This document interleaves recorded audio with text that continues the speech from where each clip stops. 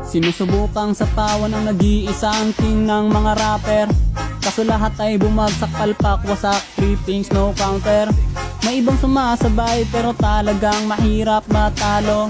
Dami nang sumasakay pero ako lang ang nakaupo sa trono. Bloodstrike o PUBG, ML o Call of Duty, wala tong pinipili. Kahit pa 1v20, ako ang nasa tuktok ng rappers dito sa TikTok. Di nyo to matatrash talk, no choice kundi magmukmok. Kahit sino pa na makata ng TikTok ang ipakita, masyado nang halata. Lahat yan malalata, wala nang dapat pang masabi. Hinahamon ko si Almighty, anong masasabi mo boy? Rap battle tayo, unggoy.